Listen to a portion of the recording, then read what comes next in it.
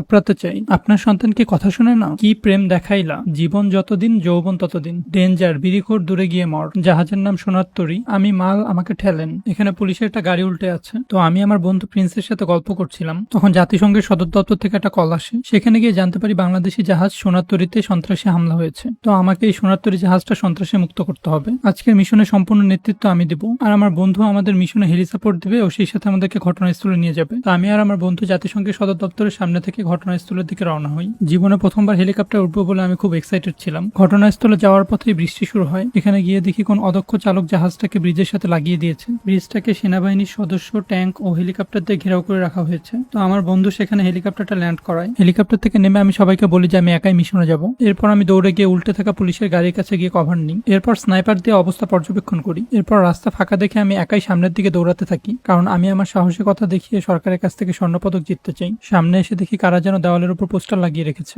আমাকে কাছে আসতে দেখে সন্ত্রাসীরা গোলাগুলি শুরু করে তো প্রথমেই আমি তাদের একজনকে গুলি করে ডাউন করি তারপর হারবালের পোস্টারের সাথে পিঠ থেকে আরো দুজনকে গুলি করি এই দুজনকে ডাউন করার পর আমার বুকে থাকা কলিজা আত্মবিশ্বাসে মাথায় উঠে যায় তাই আমি গান হাতে নিয়ে সামনের দিকে দৌড়াতে থাকি দৌড়াতে দৌড়াতে আমি বুঝতে পারি যে পরিবেশটা সুন্দর আর কোনো হইচই নেই আর একটু সামনে যেতে 10-12 জন সন্ত্রাসী আমাকে ধাওয়া দেয় তাই আত্মরক্ষার জন্য আমি হারবালের পোস্টারের কাছে এসে আবার কভার নিই কিন্তু তাতেও কাজ না হয় আমি পালাতে থাকি আসলে আমি পালাচ্ছিলাম না এটা আমার যুদ্ধের একটা স্ট্র্যাটেজি কিছু দূর দৌড়ে আসতে সেনাবাহিনীর সদস্যরা আমাকে বাঁচাতে গুলি করা শুরু করে এরপর আমি একটা স্নাইপার হাতে নিয়ে দূর থেকে ওদের উপর গুলি চালাই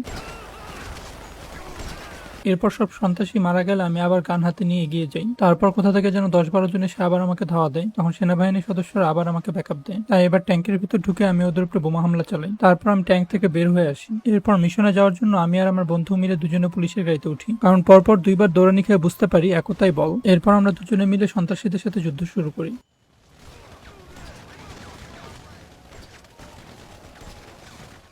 স্নাইপার দিয়ে মারার পর আমি একটা অ্যাসাল্ট রাইফেল হাতে নিয়ে এগিয়ে যাই এরপর দেওয়ালে চাকরির সুযোগ লেখা একটা পোস্টার খুঁজে পাই সেটা কিছুক্ষণ পড়ি কারণ আমার আবার অনেক চাকরির প্রয়োজন হয় এরপর মনের মতো পাত্রী খুঁজে পাওয়ার জন্য দেওয়ালে থাকা পোস্টার কিছুক্ষণ পড়ি এখানে ডাক্তার ইঞ্জিনিয়ারদের পাশাপাশি আর্মি অফিসারদের জন্য পাত্রী খুঁজে দেওয়া হয় এরপর আরেকটু সামনে আসতে দেখি আরো কয়েকজন মিলে জাহাজটাকে ঘিরে রেখেছে এবার আমি সাহসিকতার সাথে একে একে সবাইকে গুলি করে মারি এরপর আমি গান হাতে নিয়ে খুঁজতে থাকি আশেপাশে আর কোনো রকম সন্ত্রাসী রয়েছে কিনা অনেকক্ষণ ধরে খোঁজাখুঁজির পর কাউকে না পেয়ে আমি বুঝতে পারি যে এই জায়গাটা এখন সেফ তাই আমরা একটা হেলিকপ্টার নিয়ে পুরো এরিয়াটাকে পর্যবেক্ষণ করতে বের হই এটা মূলত একটা মালবাহী কার্গো শিপ এই জাহাজটা মূলত কন্টেনারে করে বাংলাদেশি পণ্য নিয়ে যাচ্ছিল জাহাজের কাছাকাছি আসতে একজন মানুষকে আমরা জাহাজের কাছে পড়ে থাকতে দেখি তাই তাকে উদ্ধার করতে আমরা হেলিকপ্টারটা ব্রিজের উপর ল্যান্ড করাই এরপর তাকে বাঁচাতে আমি আর আমার বন্ধু দৌড়ে যাই আমরা তার কাছাকাছি যেতে সে উঠে দাঁড়ায় এরপর সে আমাদেরকে জানায় তার নাম মোনালিসা সে আসলে জাহাজের ক্যাপ্টেন সে আরো জানায় গোলাগুলির শব্দে সে অজ্ঞান হয়ে পড়েছিল তাই তাকে নিরাপদে পৌঁছে দেওয়ার জন্য আমাদের সাথে হেলিকপ্টারে উঠতে বলি এরপর আমার বন্ধু আর মোনালিসা একসাথে দৌড়ে এসে হেলিকপ্টারে উঠি এরপর মোনালিসাকে নিয়ে আমরা আবার আগের জায়গায় ফিরে আসি এরপর হেলিকপ্টার থেকে নেমে মোনালিসাকে আমি বাকি সদস্যদের কাছে নিয়ে আসি এরপর আমি মোনালিসার জন্য খাবার দাবার ও জামা কাপড়ের ব্যবস্থা করতে বলি এখন আমাকে জাহাজটা আবার উদ্ধার করতে যেতে হবে তাই আমি আবার হেলিকপ্টারে উঠি জাহাজটাকে উদ্ধার করতে আমরা অনেক সময় ধরে উদ্ধার অভিযান চালাই অনেকক্ষণ চেষ্টার পর আমরা জাহাজটাকে সাগরে আনতে সক্ষম হই জাহাজের উপর হেলিকপ্টার ল্যান্ডিং সম্ভব না হয় আমি প্যারাশুট জাম্প করি এরপর জাহাজে ল্যান্ড করে আমি কিছুক্ষণ জাহাজটা ঘুরে দেখি জাহাজের বিভিন্ন জায়গায় বিভিন্ন কথা লেখা রয়েছে